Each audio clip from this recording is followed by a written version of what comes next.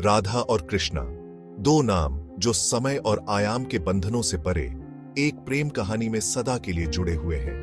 वे दिव्य प्रेम के प्रतीक हैं, एक ऐसा प्रेम जो शुद्ध, निस्वार्थ और शाश्वत है।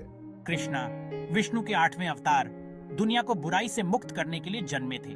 राधा उनकी अनंत संगिनी उन्हें बिना शर्त प्यार करने के लिए पैदा हुई थी। उनकी प्रेम कहानी केवल एक प्रेम कहानी नहीं है, बल्कि ईश्वर के साथ मिलन के लिए आत्मा की तड़प का गहरा रूपक है। कृष्णा नटखट ग्वाला अपनी बांसुरी और अपनी शरारती मुस्कान से सबको मोह लेते थे। राधा सुंदर ग्वालिन अपनी भक्ति और कृष्ण के प्रति अटूट प्रेम के लिए जानी जाती थी। उनका प्यार सामाजिक मानदंडों या अपेक्षाओं से बंधा नहीं था। यह एक ऐसा प्यार था जो आत्मा की स्वतंत्रता का जश्न मनाता था। उनकी कहानी वृंदावन की रमणीय भूमि में घटित होती है, एक ऐसी जगह जहां हर दिल में प्यार खिलता था। हवा में कृष्णा की बांसुरी की धुन घुलती थी, एक ऐसी धुन जो प्रेम, चाहत और जीवन के शाश्वत नृत्य की बात करती थी। राधा और कृष्ण का प्रेम एक ब्रह्मांडीय नृत्य था, प्रेम और वियोग, खुशी और गम का एक दिव्य खेल। उनकी कहानी इस बात की याद दिलाती है कि सच्चा प्यार कोई सीमा नहीं जानता। यह एक ऐसा प्यार है जो हमें अपनी सीमाओं से ऊपर उठने और ईश्वर के साथ मिलन की चाहत करने के लिए प्रेरित करता है। कृष्ण का जन्म मथुरा में उनके माता पिता देवकी और वासुदेव के कारागार में हुआ था। उनका राजा बनना तय था, लेकिन उनका जन्म खतरे में था। उनके मामा दुष्ट राजा कंस उन्हें मारना चाहते थे। उनकी रक्षा के लिए कृष्ण को गोकुल की सुरक्षा में ले जाया गया और उनके पालक माता पिता नंद और यशोदा ने उनका पालन पोषण किया। राधा का जन्म गोकुल के पास एक गांव बरसाना में हुआ था। वह एक दीप्तिमान बच्ची थी। उसकी सुंदरता बाकी सब पर भारी थी।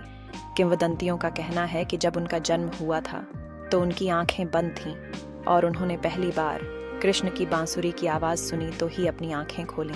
बच्चों के रूप में भी उनके रास्ते आपस में टकराने के लिए नियत थे। कृष्ण की शरारती हरकतों और राधा के चंचल स्वभाव की कहानियां गोकुल और बरसाना की गलियों में फैली हुई थी। उनकी प्रेम कहानी पहले से ही सितारों में लिखी जा रही थी, एक ऐसी कहानी जो एक कालातीत किंवदंती बन जाएगी। उनकी पहली मुलाकात की प्रतीक्षा हवा में तैर रही थी, हवा द्वारा फुसफुसाया गया एक मधुर वादा। उन्हें क्या पता था कि उनका प्यार आने वाली पीढ़ियों के लिए आशा और प्रेरणा की किरण बन जाएगा। यमुना नदी वृंदावन में इठलाती हुई बहती थी। उसका पानी नीले आकाश को दर्शाता था। इस पवित्र नदी के तट पर ही राधा और कृष्ण पहली बार मिले थे। जैसे ही उनकी निगाहें मिलीं, हवा में अनकहे भावों की चिंगारियां उठीं। उनकी आत्माओं ने एक दूसरे को तुरंत पहचान लिया। कृष्ण आकर्षक ग्वाला राधा की सुंदरता पर मोहित हो गया। उसकी आंखों में ब्रह्मांड की गहराई थी और उसकी मुस्कान पत्थर दिल को भी पिघला सकती थी। राधा बदले में कृष्ण की दिव्य आभा से मोहित हो गई। उनकी बांसुरी, उनकी शरारती मुस्कान और उनके चंचल स्वभाव ने उनका दिल चुरा लिया। समय मानो ठहर सा गया हो। जैसे ही वे वहां खड़े रहे, एक दूसरे की निगाहों में खोए हुए, उनके आसपास की दुनिया फीकी पड़ गई, क्योंकि उन्होंने उस शाश्वत बंधन को पहचान लिया जिसने उनकी आत्माओं को एक साथ बांध दिया था। यह एक ऐसा प्यार था जो सभी सीमाओं से परे था, एक ऐसा प्यार जो होना ही था। उनकी पहली मुलाकात महज एक संयोग नहीं था, यह एक ब्रह्मांडीय घटना थी। यह एक प्रेम कहानी की शुरुआत थी जिसे सदियों तक गाया जाता रहेगा। एक ऐसी प्रेम कहानी जो अनगिनत आत्माओं को ईश्वर की तलाश करने के लिए प्रेरित करेगी। वृंदावन के उपवन उनकी प्रेम कहानी की पृष्ठभूमि बने।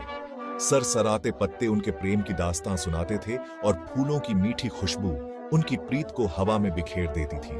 कृष्ण की बांसुरी ऐसी धुनें बजाती थी जो उनके प्रेम की बात करती थीं, ऐसी धुनें जो सुनने वालों के दिलों में गूंज उठती थीं। पेड़ों के बीच राधा और कृष्ण ने एक साथ नृत्य किया। उनके हाव भाव झूमती शाखाओं की तरह ही मनमोहक थे। उनका प्यार एक नृत्य था, जोश और भक्ति का एक चंचल मेल। उन्होंने एक दूसरे को चिढ़ाया, चोरी छोरी नजरें चुराईं और शांत आत्मीयता के पल साझा किए। गोपियां वृंदावन की ग्वालिनें कृष्ण के आकर्षण की ओर खींची चली आती थीं। फिर भी वे सभी जानती थीं कि कृष्ण के हृदय में राधा का विशेष स्थान है। उनका प्यार अद्वितीय था, एक ऐसा बंधन जो भौतिक दायरे से परे था। उनका प्यार हबिसिट्स करने के बारे में नहीं, बल्कि समर्पण के बारे में था।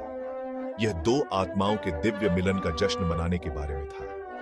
यह एक ऐसा प्यार था जिसने दुनिया को भक्ति और निस्वार्थता का सही अर्थ सिखाया।